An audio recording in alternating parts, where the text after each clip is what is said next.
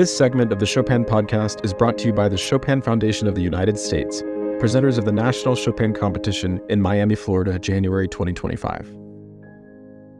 In 2023, Yunchan Lim had begun his ascent from competition winner to concert artist. And by 2024, Yunchan was gracing the big stage at Carnegie Hall and releasing his first album with Decca. The program Yunchan chose for both debuts was the complete cycle of the Chopin Etudes. A review in Gramophone magazine hailed Yunchan's album as a triumph that belongs among the Mount Olympus of Chopin Etude recordings, leading Yunchan to win the Gramophone Award for 2024 Young Artist of the Year, and more recently, the prestigious Diapason d'Or in the Young Talent category. Since hype tends to beget hype, I thought it would be useful to stay on the sidelines for this one. And rather than try to rank Yunchan's etudes in the pantheon of great recordings, I'll instead ask the question, why does he play like that?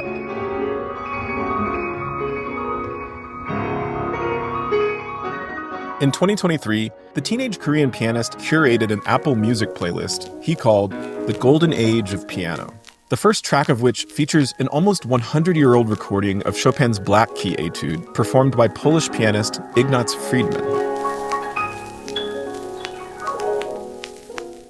Whoa. Exploring the contributions Friedman and his Golden Age contemporaries made to the recorded legacy of the Chopin Etudes will shed light on what Yunchan is up to in his own interpretations. But before we get there, let us first consider the reigning champions of the Chopin Etudes. During the second half of the 20th century, the Chopin Etudes were owned by two pianists, Vladimir Ashkenazy and Maurizio Pollini.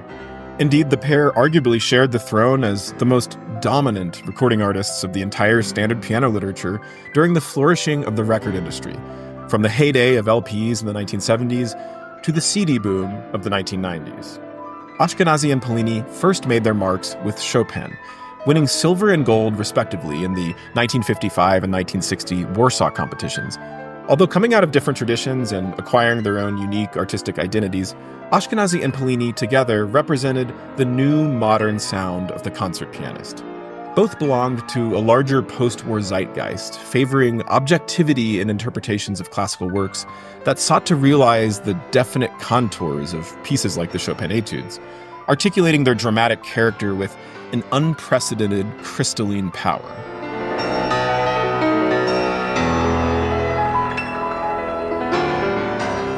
This is not to say that pianists have been living in a monolith of conformity over the past 50 years, but Ashkenazy and Pollini's recordings have served as the most influential model for recent generations of pianists learning the etudes.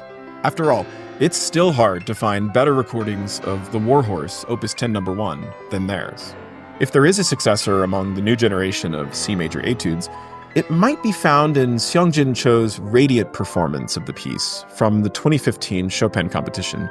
We're talking about a Greek sculpture of piano playing here, an Apollonian ideal. A Pollinian ideal?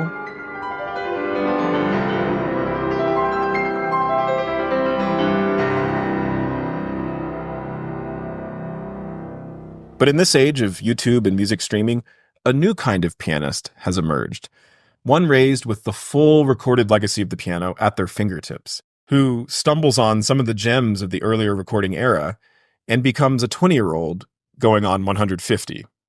Enter Yunchan Lim. While the powerhouse recordings of Ashkenazy or Pollini have surely made an impact on such a ravenous listener as Yunchan, the Korean phenom's tastes seem to be shaped less by these post-war box sets and more by the pre-war singles recorded by pianists of the so-called Golden Age. In Yunchan's own words, quote, "A huge universe of pianists played this repertoire, and I always wanted to become a fundamental musician like them, so I decided to follow their route." Some of the pianists he cites as his favorites include Alfred Cortot, Ignaz Friedman, Joseph Levine, and Mark Homburg, among others. All of these musicians were born and educated in the 19th century. Pianists of this so-called Golden Age are characterized by the individuality and spontaneity in their playing, expressed in generally sweeping phrasing, but punctuated by moments of free rubato, playful accents, and interplay between polyphonic voices. This approach serves certain etudes more than others. For example, Yunchan's recording of Opus 10 No. 1 is probably the least remarkable in his whole set. It's not bad. Elite playing, as always. There's just literally nothing for me to remark on, because the piece itself offers few to no options for Golden Age tinkering. Rather, it's the other C major etude from Opus 10 where we can hear Yunchan's old soul come out of its shell.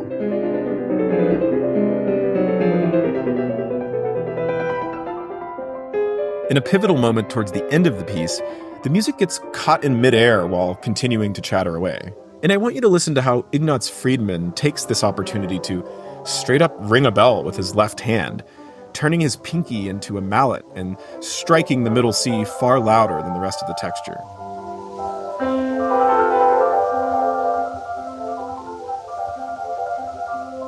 Now listen to Yunchan, and you'll notice he uses the same left-hand pinky mallet as Friedman. But then a couple bars later, he goes one step further by turning his left-hand thumb into the bow of a violin and sings out a beautiful inner voice with it.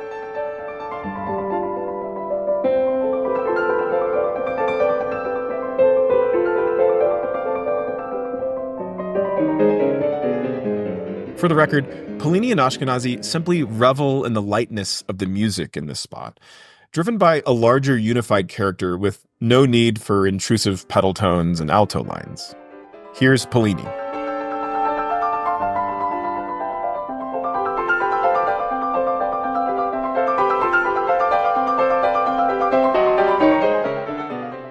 Now, here's Ashkenazy.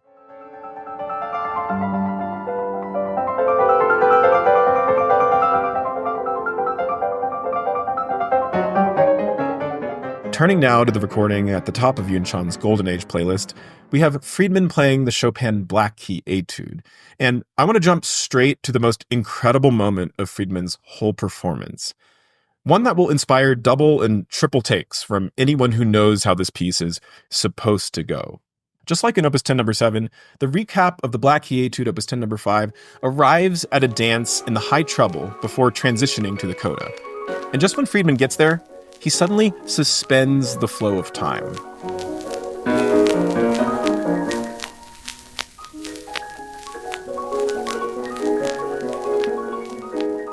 Listen again. The music almost disappears for a moment, creating an absolutely unparalleled feeling of lightness and atmosphere.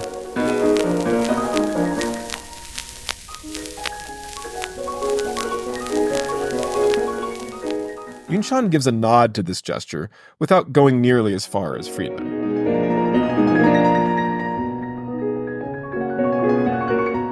And then he employs some clever hesitations at the high and low points of this sighing gesture before the coda.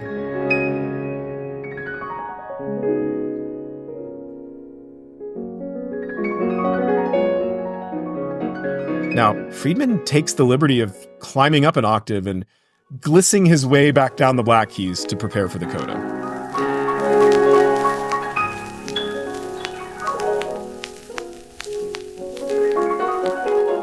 Although Yunchan doesn't add the extra flourish of notes like Friedman, we know he's not averse to such liberties. Rewinding a bit, listen first to how Friedman chooses neither to slow down nor to get softer before the recap, like just about every other pianist does. Instead, he gets louder and almost accelerates into the recap, which works like a charm.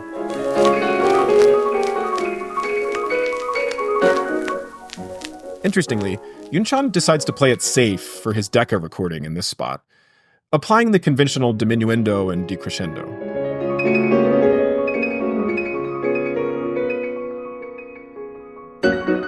But in his Carnegie debut in February, which I attended, Yunchan opted for a last-second crescendo right before the recap, throwing in an extra bass note that's not in Chopin's score to create a propulsion back to the main theme. It sounded totally made up on the spot when I heard it, and very much in the spirit of the Golden Age.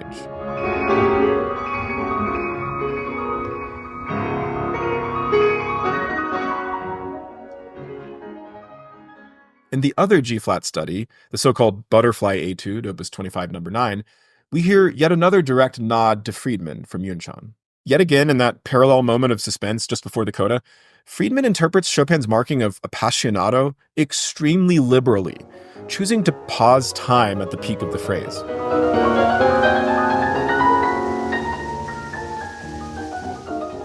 Now listen to Yunchan, who does virtually the same unusual rubato at exactly the same moment.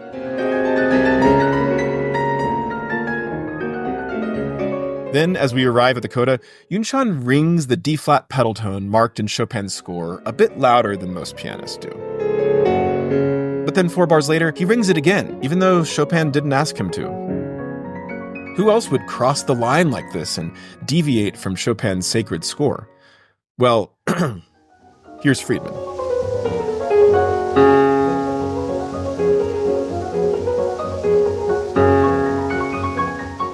There are so many juicy Friedman-esque details in Yunchan's recording of the Butterfly Etude, plus some of his own inventions, that it's got to be one of my favorite tracks on the whole album, and it's worth hearing in full. So here it is, Yunchan Lim's recording of Chopin's Etude Opus 25, number 9, The Butterfly.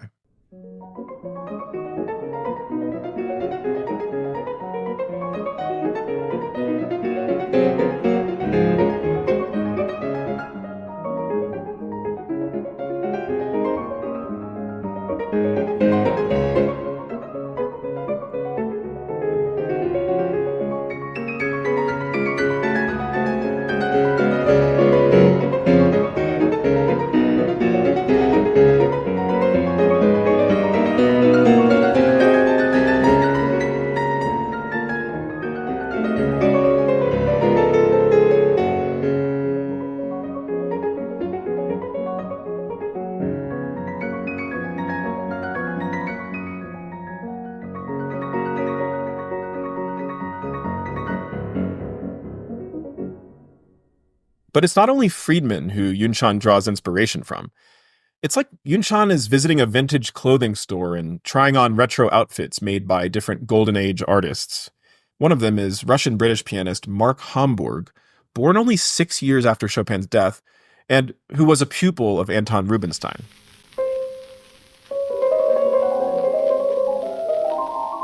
In a 1929 recording of the F minor Etude, Opus 25, number 2, Hamburg manages to sneak a few songbirds into this little portrait of a buzzing bee. Just listen to this passage as the tenor voice emerges and retreats.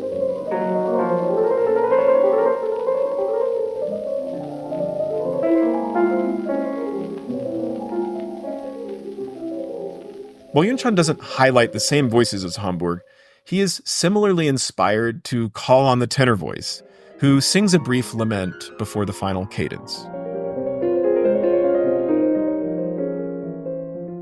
In the following etude in F major, Opus 25, number 3, another one Hamburg recorded, we hear Yunchan sewing sequins into his vintage garments, again highlighting a tenor voice at a cadence point near the end of the piece that Hamburg, or any other pianist I've ever heard, takes no interest in.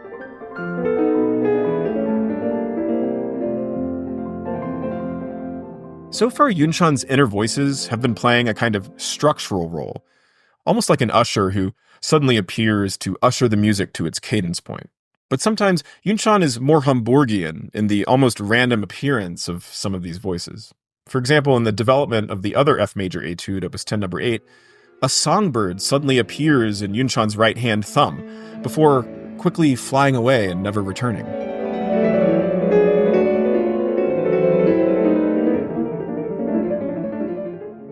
Similarly, in the very difficult chromatic etude, Opus 10, number 2, Yunchan's right-hand thumb is added again when the first phrase repeats, singing a creepy little melody that sounds like it was composed by Danny Elfman. But then the little Elfman tune disappears and never returns. And in the equivalent spot in the recap, I found its absence to be glaring.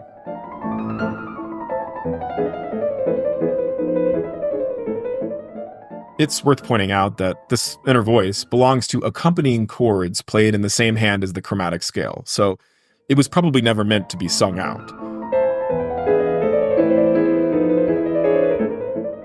In fact, it's a remarkable bit of dexterity for Yunchan to be articulating anything at all with the thumb, given what hell the third, fourth, and fifth fingers are going through.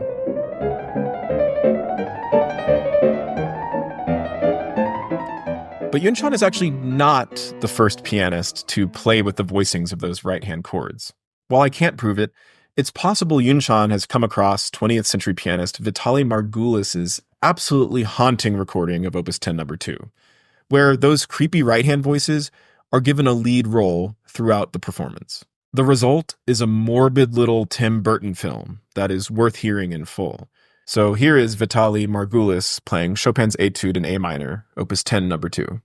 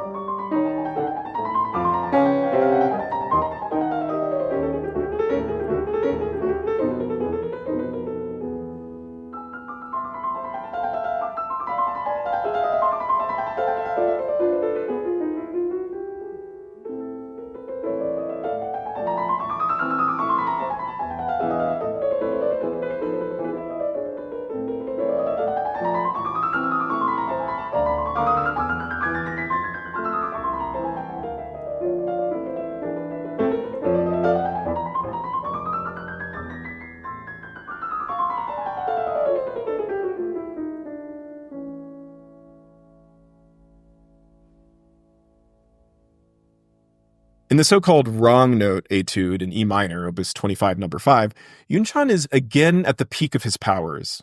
The piece is a playground of possibilities for novel articulations, voicings, and accents in both the mischievous outer sections and the lyrical middle.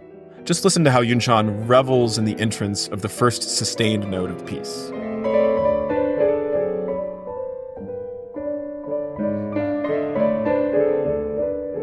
And in an etude like this, Yunchan is always on a bit of an Easter egg hunt.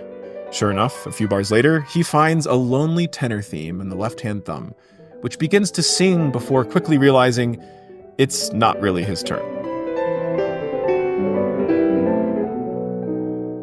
Listen again.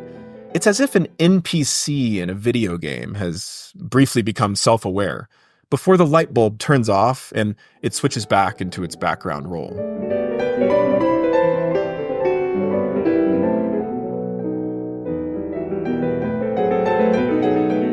Then, in the middle of the section, Yunchan is singing out Chopin's noble tenor theme. But when Chopin officially ends the line in the left-hand thumb, Yunchan insists that the song continue and recruits his right-hand thumb to keep singing it.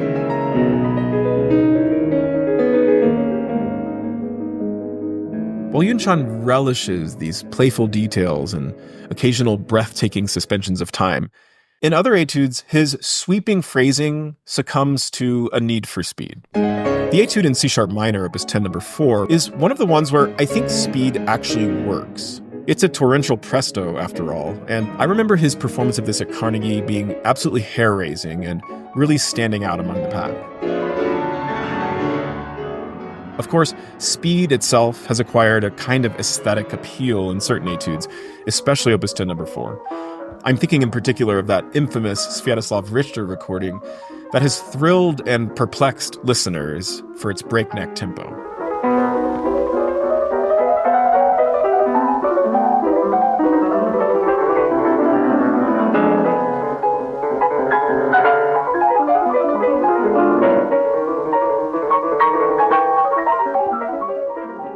Then there's Grigory Sokolov in the so-called Ocean Etude in C minor, Opus 25 No. 12, where the sheer speed and power he achieves creates the effect of such immense crashing waves that there's no regret over a lost detail here and there.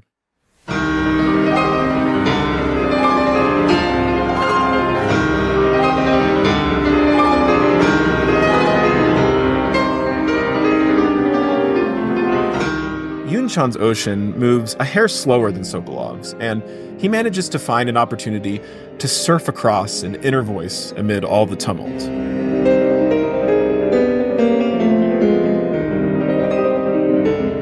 But in other etudes, I found Yunchan's blazing tempos less successful.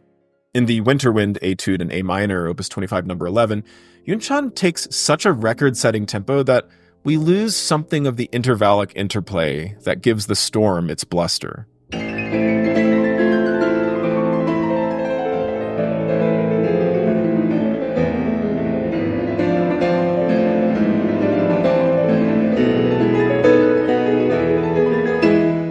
It doesn't really sound like we're inside of the storm, but more like we're watching it blow by from a safe distance 100 miles away.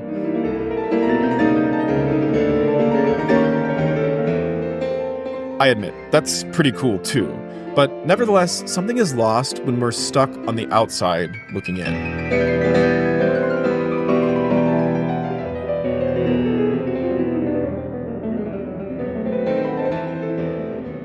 So compare Yunchan's Winterwind to another of his favorite Golden Age pianists, Joseph Levine, and you'll hear the kind of drama that's possible at a slightly slower tempo.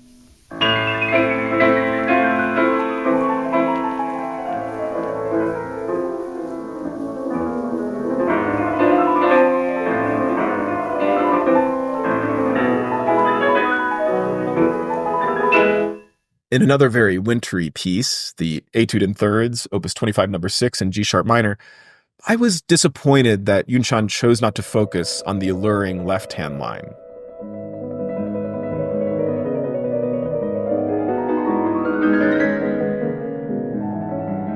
Once again, listen to how the nuances in Levine's bass line bring distinction and intrigue to this otherwise right-hand dominant piece.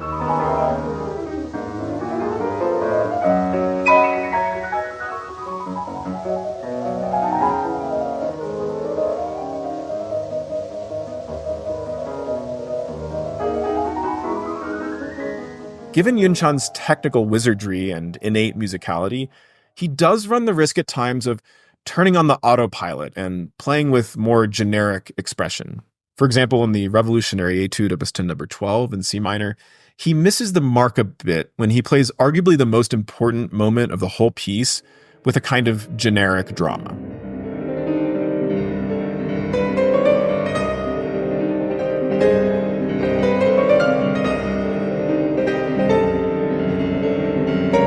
Pause. This G-flat harmony is such a momentous burst of heroism and hope amid violent surroundings. I want something special to happen here. And what I hear from Yunchan is a perfectly nice fortissimo before moving on.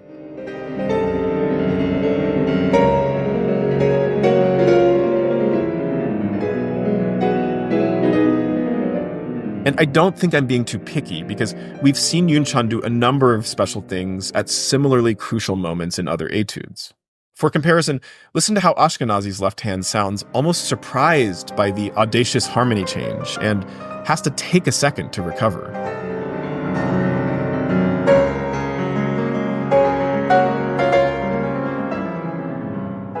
Or listen to Alfred Cortot, another one of Yunchan's Golden Age favorites, who changes color and displaces left and right hand in this passage, preparing for a more tragic turn of phrase, emphasizing the futility of this final resistance effort.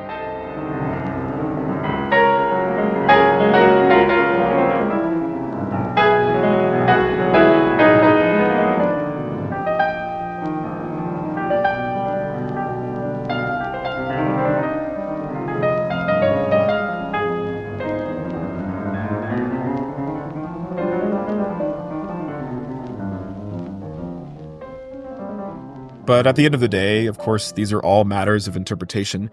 And I want to stress that for all the playful liberties Yunchan brings to these etudes, he's never a libertine. quite the contrary. Yunchan's playing, whether in the titanic drama of Rock 3 or in Liszt's more narrative Transcendental Etudes, is actually characterized by a restraint that prevents him from indulging too much in his expressive devices. His color changes and rubatos usually feel just right to me. And if anything, I think he errs on the side of not enough. But these are high-level criticisms reserved for the highest-level playing. Once you're selling out Carnegie and signing with Decca, you're in the big leagues now. And the standard I'm judging him by is the greatest pianists of all time. So I intend all of this as a compliment. And on the topic of Yunchan's restraint, I'll leave you with one last example. This time we'll begin with one of Yunchan's aforementioned heroes. This is Alfred Cortot in the theme from Chopin's Etude, Opus 10, number 3. Cortot is famous for the singing tone that runs through every note he plays, fast or slow. But it's especially in slower Chopin pieces like this one where we hear him at the peak of his lyrical and poetic powers.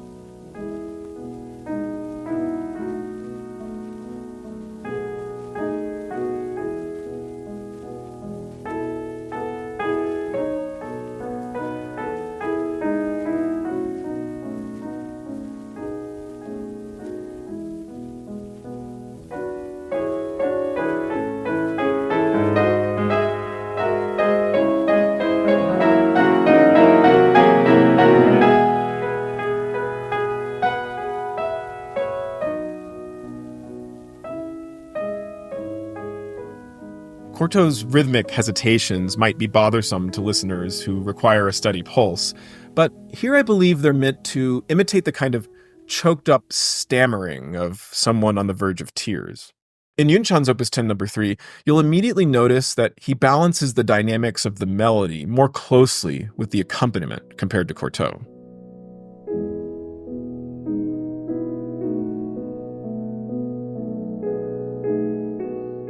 This contributes overall to a more emotionally restrained effect that I've been talking about.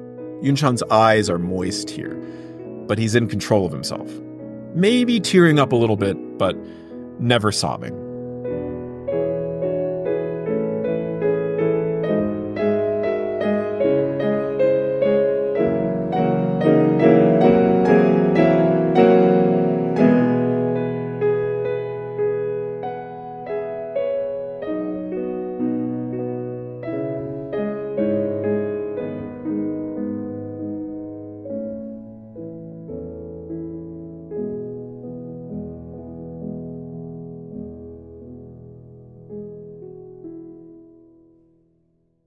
What do you think of Yunchan's Chopin Etudes?